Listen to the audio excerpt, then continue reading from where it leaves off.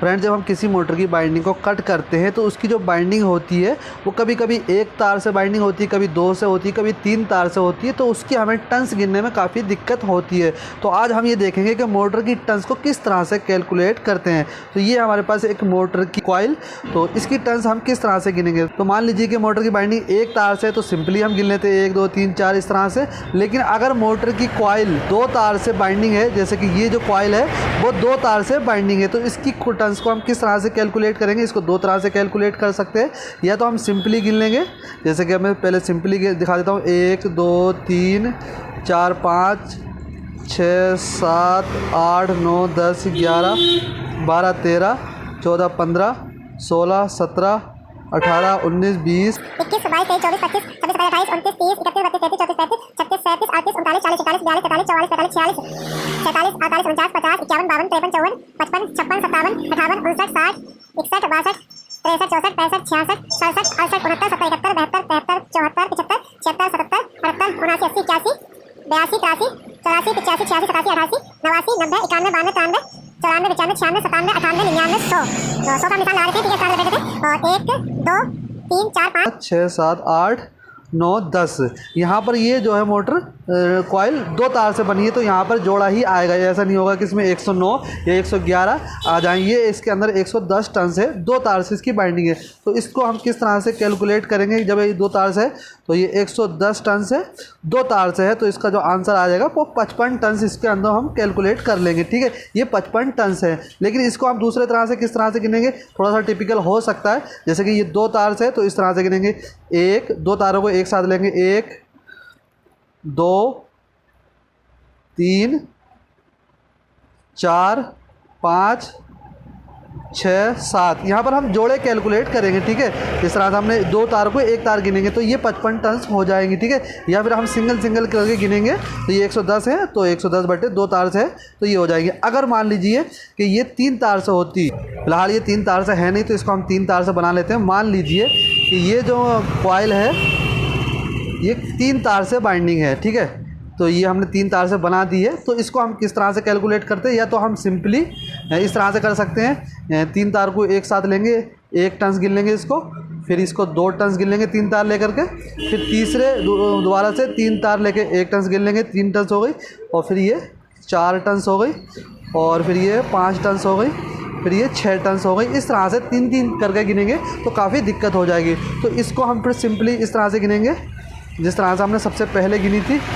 1 2 3 4 5 6 7 8 9 10 11। तो हम ये 11 एक एक करके गिनेंगे तो ये 110 है। लेकिन अगर 3 तार से होगी तो ये 110 नहीं बनेगी। 110 इसलिए नहीं बनेगी क्योंकि यहाँ पर ये 3 तार से इसकी बाइंडिंग हुई है। तो या तो ये जो है 111 बनेगी, या फिर ये जो है 108 बनेगी, या फिर ये जो है 105 बनेगी, या फिर ये जो है 114 बनेगी, ठीक है। इस हिसाब से ये डाइवर्ट होगा। मान लीजिए कि ये जो है 114 टन से अगर हम सिंगल तार से गिनते हैं 1 2 3 इस तरह से करके, तो ये कितनी टन से बनेगी 114 बटे 3। तो इसका जो आंसर आएगा 114 डिवाइडेड बाई 3 तार से इसकी बाइंडिंग है, तो इसका जो आंसर आएगा वो ये जो है 38 टन हो जाएंगी। अगर मान लीजिए कि ये 111 टन है, यहाँ पर जो है 110 नहीं आने वाली क्योंकि ये 3 तार से है। तो अगर ये 111 टन है सिंगल तार से, तो यहाँ पर डिवाइड करेंगे तो ये जो है वो 37 टन हो जाएंगी। और अगर ये मान लीजिए कि 108 टन है, तो अगर हम इसको 3 तार से अगर गिनेंगे, 3 तार से बाइंडिंग है, तो ये जो है फिर 36 टन हो जाएंगी। तो जितने भी तार से है सिंपल तरीका यही है कि इस तरह से गिन लें, चाहे 10 तार से है, 5 तार से है, 6 तार से, 1 2 3 4 सिंपल तरीके से गिनेंगे।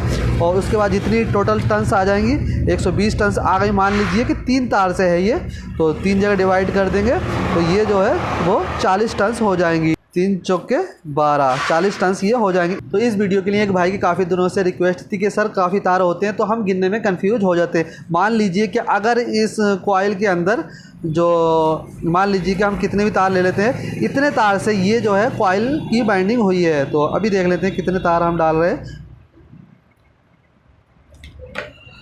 सही से घुस नहीं पा रही है। अब मान लीजिए कि इतने तार से इस मोटर की बाइंडिंग हुई है, तो पहले देख लेंगे कितने तार हैं। 1 2 3 4 5 6 7 8 तार से इस कॉइल की बाइंडिंग हुई है। तो अब हमने मान लिया कि ये कॉइल जो है वो 8 तार से बाइंडिंग हुई है, तो टोटल इसके अंदर 110 टन्स है।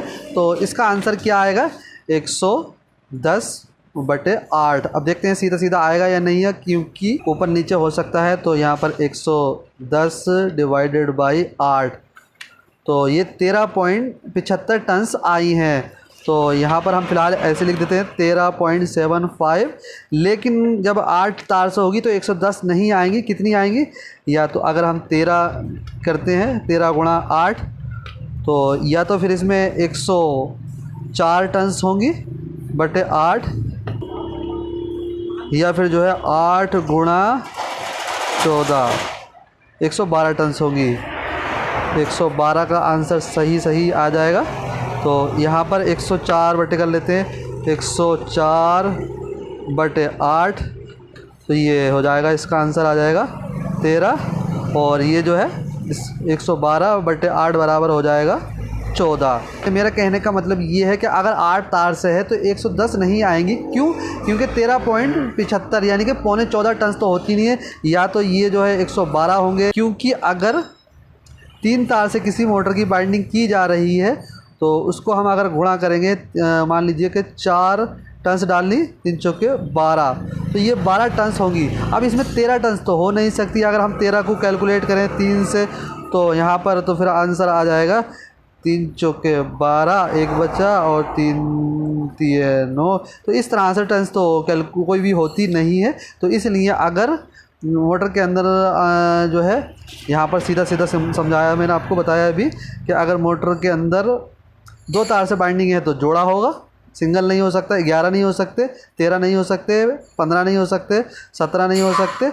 और अगर 3 तार से है तो जोड़ा हो सकता है, क्योंकि 3 चौके 12 होते हैं और 3 पंजे 15 होते हैं। तो यहाँ पे जोड़ा अप डाउन हो सकता है, नहीं भी हो सकता, हो भी सकता है, लेकिन ये चीज़ ध्यान रखनी होती है। तो कुल मिलाकर ये मैंने आपको बताया कि अगर ज़्यादा तार से बाइंडिंग है तो सिंगल टन्स करके गिनेंगे, और उसके बाद जितने तार से बाइंडिंग है उतने से उसको भाग दे देंगे, डिवाइड कर देंगे। तो अगर ये छोटी सी जानकारी आपको पसंद आई तो वीडियो को लाइक और चैनल को सब्सक्राइब जरूर करें, ताकि आपको और भी इन्फॉर्मेटिव वीडियो देखने को मिलती रहे।